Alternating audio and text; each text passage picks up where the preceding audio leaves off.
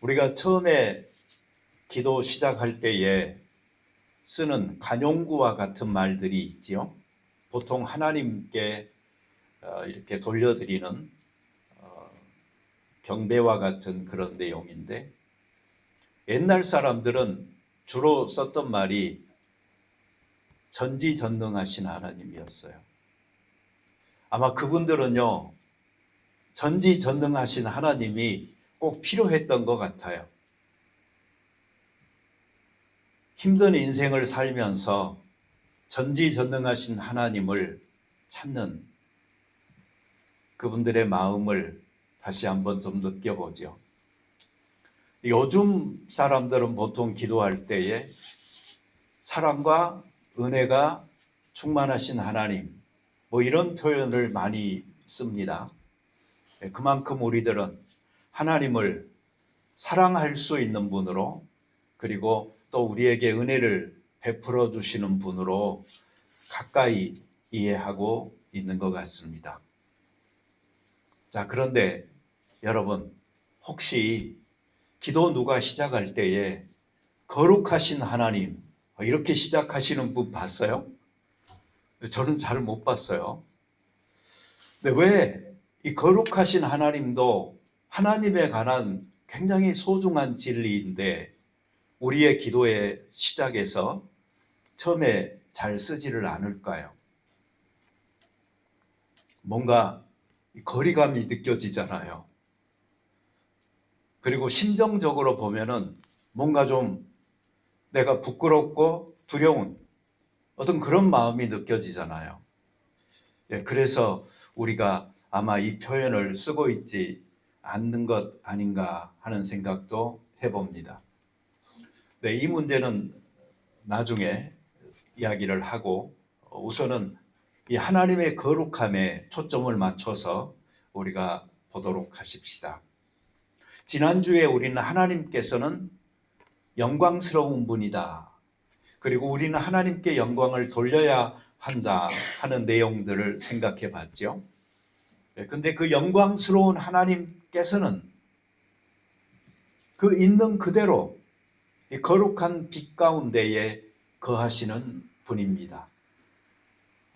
그래서 우리는 하나님의 거룩함을 생각할 적에 조금 전에 말씀드렸듯 때로는 부끄러움을, 때로는 두려움을 느끼게 되지만은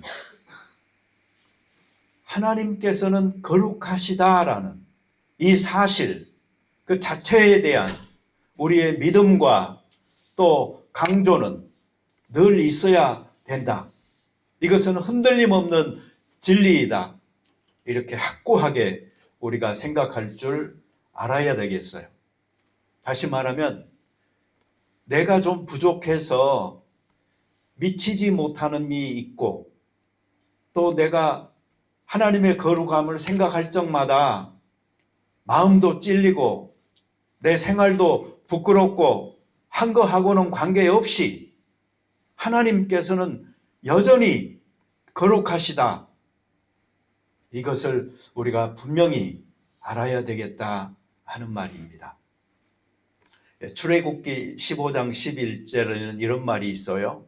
여호와여 신중에 주와 같은 이가 누구이니까 주와 같이 거룩함으로 영광스러우며 찬송할 만한 위엄이 있으며 기이한 일을 행하는 자가 누구니까. 하나님께서는 모든 악이나 흠으로부터 온전히 구별되어 계십니다. 다시 말하면 하나님은 완벽하시고 완전하시고 온전하십니다. 그래서 그 하나님은 자신이 지으신 사람과 피조세계로부터 전적인 예배를 받으시기에 합당한 분이시며 온전하게 우리의 사랑과 충성과 순종을 요구해도 자격 있는 분이신 것입니다. 하나님의 그 영광스러움은 거룩함으로 우리 가운데에 보여졌습니다. 그래서 우리는 하나님의 이름이 거룩히 여김받기 원하는 것이고, 또 하나님의 그 거룩하신 이름 앞에 여러 가지 더럽히고 훼손하는 말들을 다 틀렸다라고, 그리고 그러한 것은 사람이 타락했기 때문이라고 이야기하는 것이죠. 여러분, 신성모독죄라는 거 들어보셨죠? 우리는 이 말을 요즘은 뭐 드라마 같은 데서나 가끔 보지만, 옛날 사람들에게는 이게 얼마나 자기들 가까이에 있는 범죄였는지 몰라요. 왜 그런가 하니, 교회가 정부처럼 권력을 가지고 행세하던 시대에는 신성모독죄라는 것은 바로 처벌이잖아요. 그런데 그것도 보통 처벌이 아니죠. 사람에 대한 모독이 아니고 하나님에 대한 모독이니까 그것은 바로 죽음으로 귀결되어졌던 것이죠. 근데 성경에서 이 부분이 있어요. 이것은 성령을 회방하는 죄라고 예수님께서 말씀하신 부분이 있는데, 예수님께서도 이것을 심각하게 말씀하셨어요. 성령을 해방하는 죄는 사함을 받지 못한다. 다시 말하면 다른 죄들은 혹 죄를 범하였다 할지라도 뉘우치면은 하나님께서 용서하시고 다시 기회를 주시지만, 이 신성모독죄, 성령을 회방하는 죄는 사함받지 못한다라고 이야기했던 겁니다.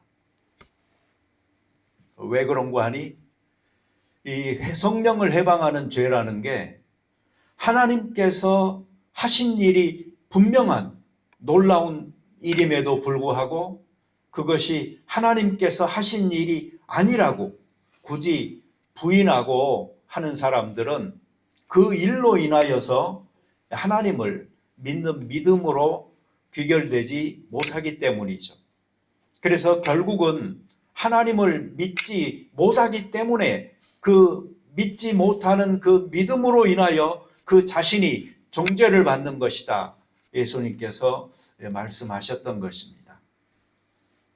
우리에게는 전지전능하신 하나님에 대한 믿음도 있어야 되겠고, 사랑과 은혜가 풍성하신 하나님에 대한 믿음도 있어야 되겠고, 또 거룩하신 하나님에 대한 믿음도 있어서 우리의 생활이 전인적인 그 신앙을 갖고 있는 사람으로서 자랄 수 있어야 되겠습니다.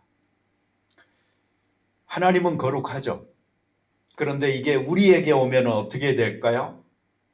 그 당연함이 의문시되죠. 그래서 사람들은 하나님은 거룩한 건 인정하겠어. 그런데 내가 거룩하다고? 아마 그러면서 거기에 물음표 하나를 두지 않을까요?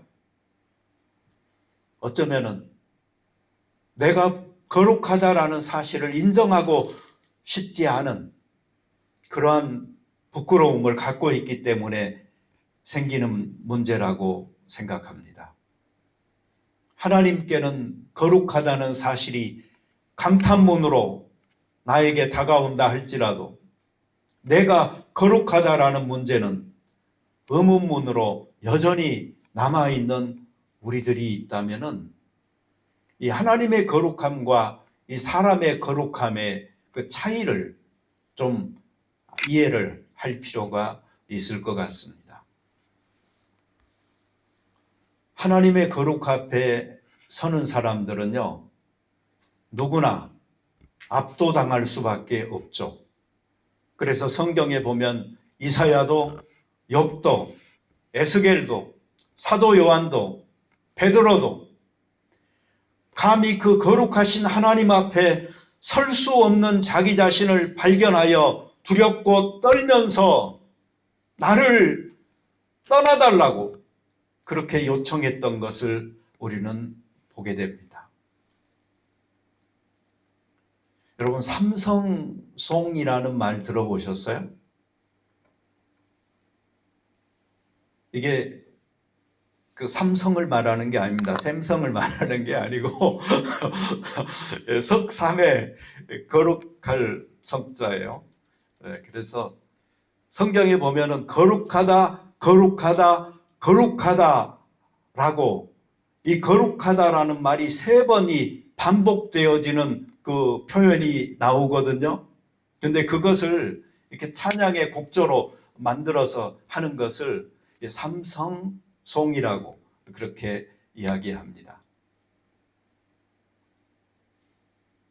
왜 그렇게 했을까요?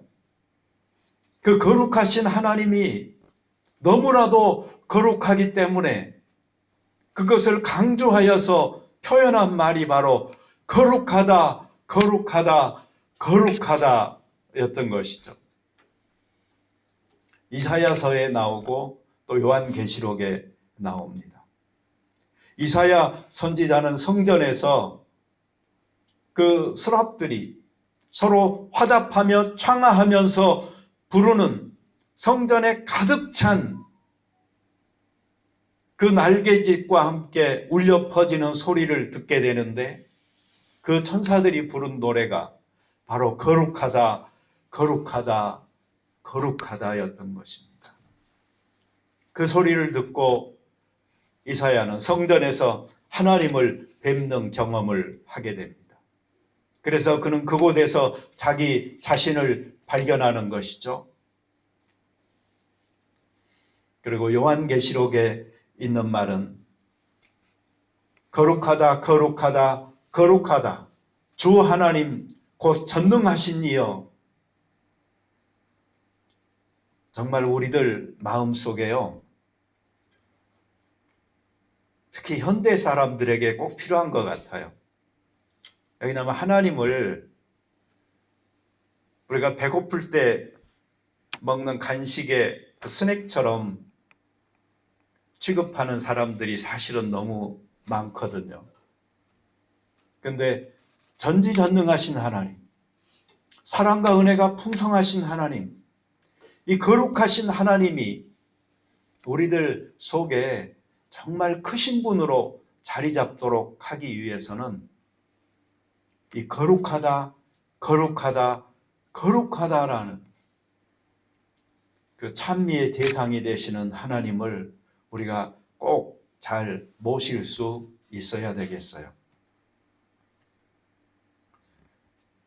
내가 거룩하니 너희도 거룩하라.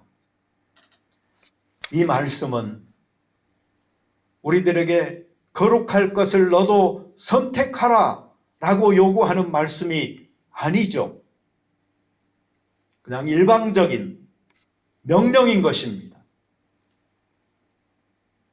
그런데 이 명령이 사실은 얼마나 축복된 말씀인지를 우리가 발견할 수 있을 때에 그 하나님의 거룩하심에 나도 닮아가려고 노력하는 삶이 이루어질 수가 있는 것입니다. 여러분, 하나님의 거룩하심과 그 우리의 거룩 사이에 그 간격이라는 것은 엄청나죠. 그래서 우리들은 하나님의 거룩하심을 본받아 나도 거룩해지기를 원할 때 그 차이를, 다름을 인정을 할 필요가 있습니다. 다시 말하면 너무 욕심부리지 말아야 한다라는 것입니다. 하나님은 하나님이고 사람은 사람이니까요. 하나님께서는 예수 그리스도를 믿는 것을 통하여서 그분의 거룩하심을 덧입음으로 거룩해지는 거룩을 우리에게 제시해 주셨던 것입니다. 사람이 감히 노력하여서 그 하나님의 거룩하심을 본받아 갈 수가 없는 줄을 이미 율법을 통하여 확인하신 하나님께서 다른 구원의 길을 우리에게 알려주셨는데, 그게 바로 예수 그리스도의 십자가를 통한 구원이었고, 그리스도의 의의 옷을 덧입음으로 말미암아 마치 우리가 헌 옷을 벗어버리고 새 옷으로 갈아입듯 하나님의 거룩하심을 덧입을 수 있도록 하셨던 것입니다. 그래서 예수 그리스도의 십자가를 빼고 내가 거룩해질 수 있다라고 생각하는 모든 수고는 다 헛된 것입니다. 다시 말하면 우리의 거룩함은 그리스도의 십자가의 의존적인 거룩함인 것입니다. 그래서 그리스도에게 우리가 매달려 있을 때에, 또 그분에게 붙잡혀 있을 때에, 그래서 하나님의 그 생명력 있는 은혜가 공급되어질 적에 우리 속에서 거룩함의 한 자락의 흔적이나마 찾아볼 수가 있게 되는 것이죠. 마태복음 5장 48절에서 예수님께서는 이런 말씀하셨죠. 하늘에 계신 너희 아버지의 온전하심과 같이 너희도 온전하라. 이 온전함을 이루어가는 것. 네, 그것이 바로 그리스도에게 붙어 있어서 그분에게 그 뿌리로부터 공급되는 생명력과 연결되어져 있는 상태에서 거룩함을 닮아가는 모습이라고 보시면 되겠습니다. 사람은 거룩을 추구하려고 하잖아요. 그러면 누구나 다 위선적이 될 수밖에 없어요. 왜 그런가 하니 그 거룩이란 것은 너무나 가치가 높고 표준이 감히 우리가 미칠 수 없는 것이거든요. 그러니 우리는 우리의 현실 생활로 우리의 거룩함을 좀 더 가까이 다운그레이딩 시킬 필요가 있어요. 그래야지 이게 구체적으로 좀 되니까요. 거룩하기 힘들다 생각하시면요, 경건하려고 노력해 보십시오.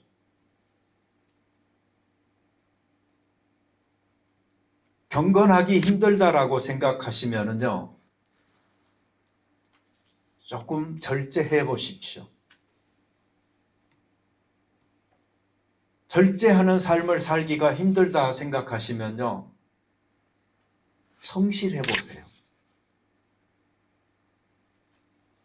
성실도 힘들다 그러면 정직해 보세요. 정직도 힘들다 그러면 순진해 보세요.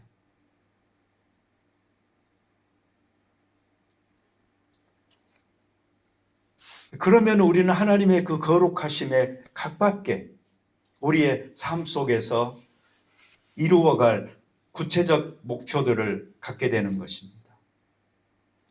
순수한 사람이 정직하지요. 정직한 사람은 성실할 수밖에 없어요.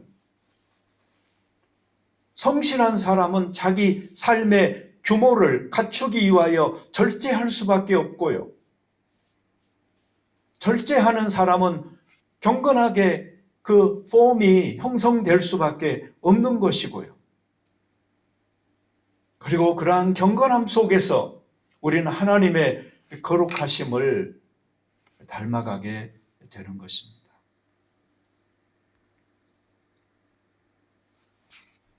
이 거룩이라는 말은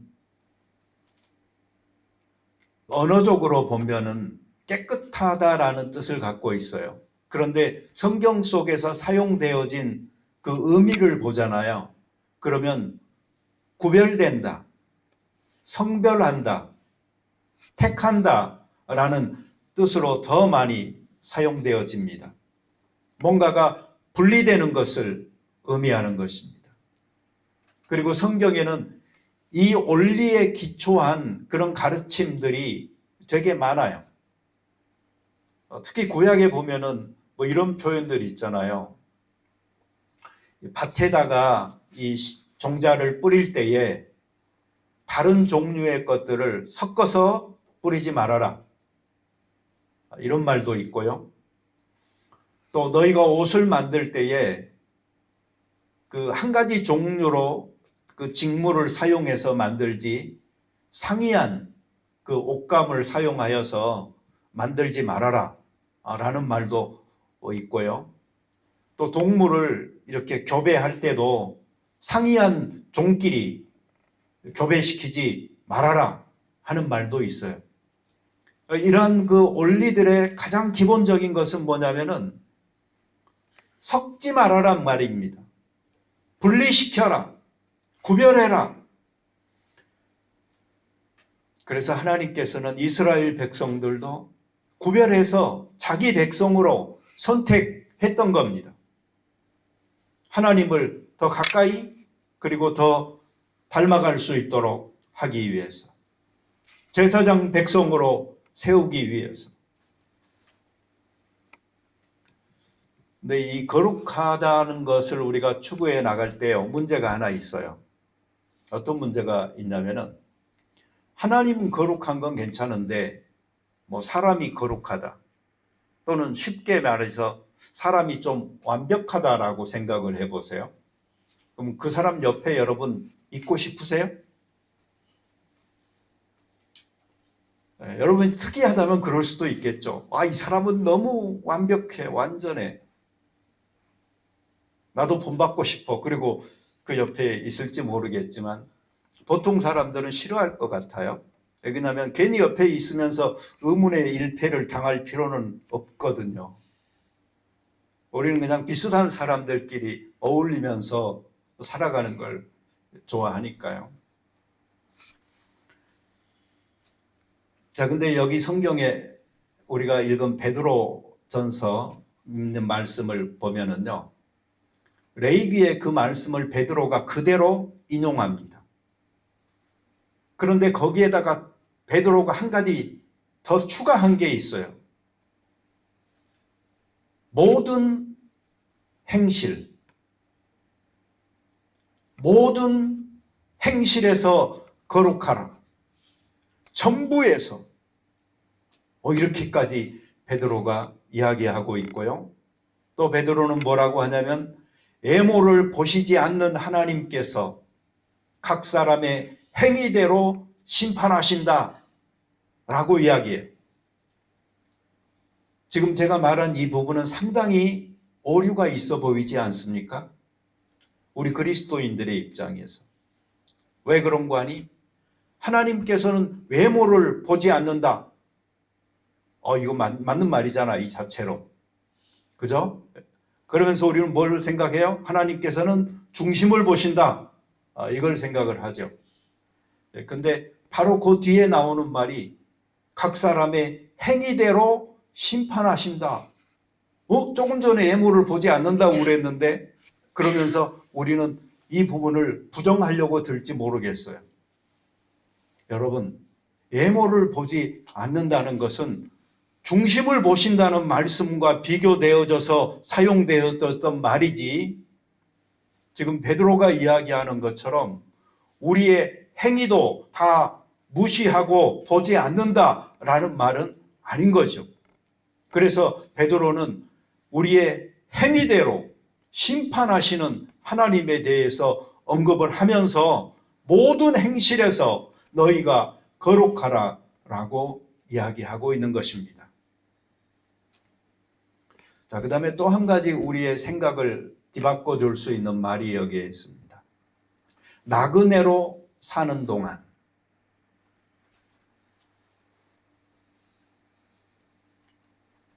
지금 현재 삶에서 너희 생활에서 우리는 모든 것을 천국의 가치를 두고 살다 보니까 거기다가 다 이렇게 연기시켜버리고 우리 마음은 편하게 현실을 살아가는 경우가 너무나 많잖아요. 베드로는 지금을 말하는 겁니다. 너희가 사는 이 현세에서 그 거룩함을 이루어가라. 그리고 또 우리의 가치와 반대되는 것 같은 말이 또 나와요. 뭐죠? 두려움으로 지내라. 우리는 사랑 많으신 하나님 찬양하면서 그분과 충분하게 교제 가지면서 은혜스럽게 그냥 지내고 싶은데 베드로는 두려움으로 지내라 라고 이야기합니다. 다시 말하면 우리의 거룩함이라는 것은요, 어쩌면 우리가 지금 믿으면서 살아가고 있는 삶의 가치들을 조금 바꿔야 가능한 문제다라고 생각해 볼 수가 있습니다. 그냥 사랑으로 편안한 마음만 갖는 게 아니고 두려운 마음을 가져야 가능한 것이고요. 우리의 거룩함은 나중에 천국에 가면은 온전하게 이루어질 거니까라고 밀어버리고 말 사안이 아니고 지금 우리가 사는 삶에서 거룩해지도록 노력해야 되는 것이고요. 믿음만 중요한 게 아니고 우리의 행위를 심판하시는 하나님이심을 잊지 말아야지 가능한 이야기인 거예요.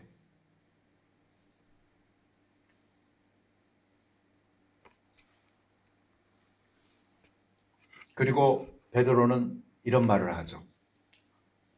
헛된 행실에서 대속함을 받은 것은 은이나 금같이 없어질 것으로 된 것이 아니고 흠없고 점없는 어린 양 같은 그리스도의 보배로운 피로 된 것이라.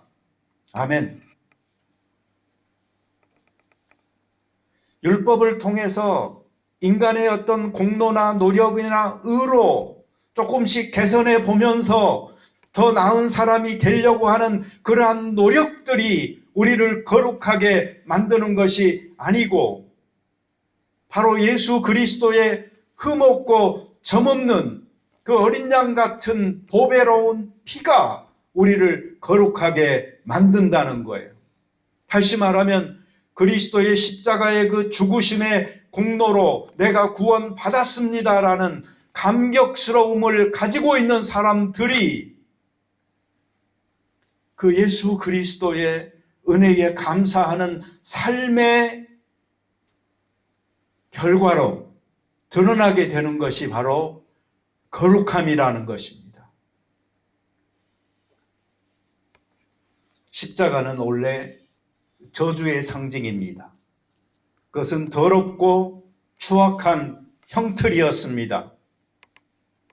그러나 그것을 축복으로 바꾸신 분 예수 그리스도는 어쩌면 우리 각 사람이 너희는 그렇게 더럽고 추악한 죄 가운데서 형틀에 매여 죽을 수밖에 없는 사람들이었는데 내가 너의 죄를 대속하여서 죽음으로 나의 의를 힘입어 하나님 앞에서 거룩하게 되는 길을 이제 열어 놓았으니 그 거룩함을 너희도 한 발자국씩 그리스도를 본받아 이루어 가보도록 하라 라고 우리의 나머지 인생을 과제로 주셨다 생각하시면 좋겠습니다.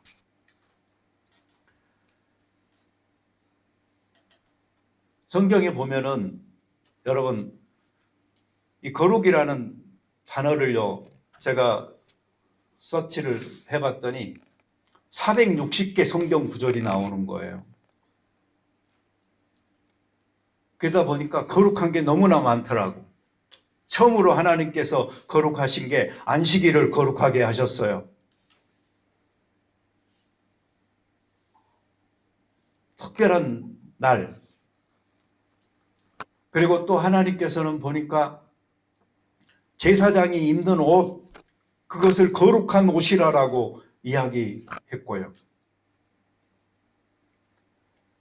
또 하나님의 성전, 회막, 그것들을 다 거룩한 것이다라고 말을 했고요. 그래서 하나님과 관계되어진 것, 하나님을 예배하기 위한 것, 거기에는 다 이 거룩함이라는 말을 많이 사용했습니다. 근데 신약 성경에 보면은 바로 구원받은 우리 백성들을 거룩한 무리들, 백성들, 나의 친백성이라고 말씀을 하셨던 것을 봅니다. 우리는 거룩한 사람들입니다. 이미 거룩해진 사람들입니다. 그러니 그 거룩함을 우리의 생활 속에서 드러낼 수 있도록 노력해야 되겠습니다. 사람들 가운데 어떤 사람들은 자기들이 더 뛰어나다, 영적이다 라고 말하는 사람들이 있으면요, 조심하세요. 오히려 그런 예지력은요, 세상 고생 다 해보고 많은 사람 겪어보고 한 사람들 가운데서 쉽게 나오는 그냥 인생의 통찰인 것입니다. 그런데 그런 것들에 속아서 영적인 차원으로까지 승화시켜서 거기에 대한 믿음을 갖지 않도록 하십시오. 도대체 왜 이런 일이 일어날까요? 이단 종파들 가운데에서도 보면은 이런 일은 너무나 흔해요. 왜 그런가 하니 이 예배행위라는 거, 이 종교라는 것 자체가요, 그렇게 될 수 있는 가능성을 가지고 있는 거거든요. 그렇기 때문에 그 지도자가요, 혹시라도 저 사람은 우리보다 좀 더 나은 것 같아라는 생각이 들잖아요. 그러면 조심하세요. 저놈도 똑같은 놈이야 생각이 들잖아요. 그러면 내 정신이 건강하구나라고 생각하십시오.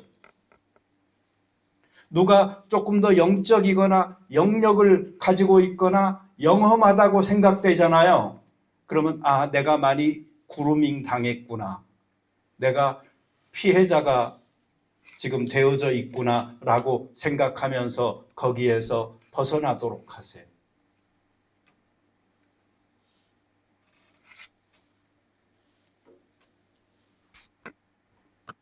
그런 곳에서는요, 여러분, 예배 행위에 정말 귀하게 사용되는 설교, 찬양, 기도, 이 모든 것들이 다 잘못 사용되어지고 있는 것입니다.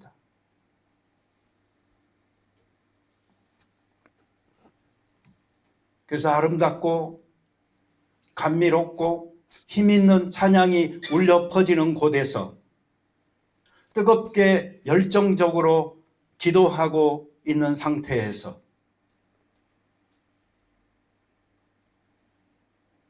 우리들은 어느덧 쇠뇌되어서 하나님 앞에서 우리가 추구해야 될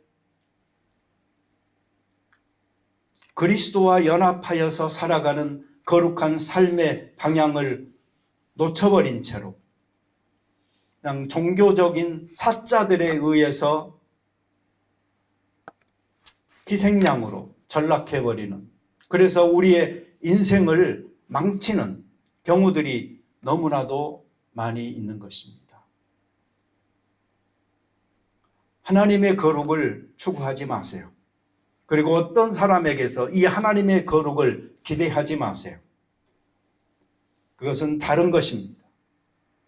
그럼에도 불구하고 우리는 하나님의 거룩하심을 본받아서 살아가야 되는데, 그것은 바로 예수 그리스도의 십자가의 공로에 의지하여서 살아가는 것이고, 다른 사람들에게 우리가 하나님의 성품을 느낄 수 있도록 대하는 것, 그것이 바로 하나님의 거룩하심을 본받아 살아가는 삶이라는 것을 기억하여서 우리 크리스찬의 삶의 여정이 이상하게 신비적인 곳으로 흘러가지 아니하고 현실에 발을 붙이고 하늘의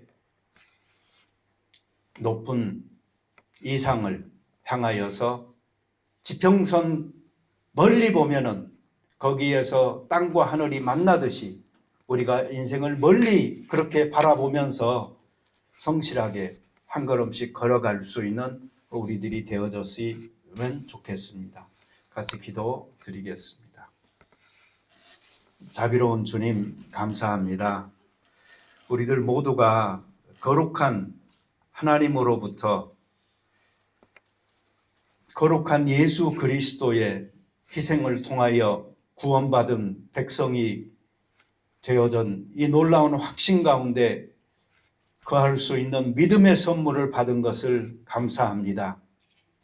이것을 어떤 사람에게 돌림으로 그 영광을 잘못된 지도자들에게 돌리지 않도록 하시고 오직 그 하나님의 거룩함과 영광스러움을 우리의 손길을 통하여, 우리의 말길을 통하여, 우리의 발길을 통하여 사람들에게 드러나는 하나님의 성품의 표현으로 잘 실천해 나갈 수 있는 저희들이 되게 하여 주옵소서. 예수님의 이름으로 기도드립니다. 아멘.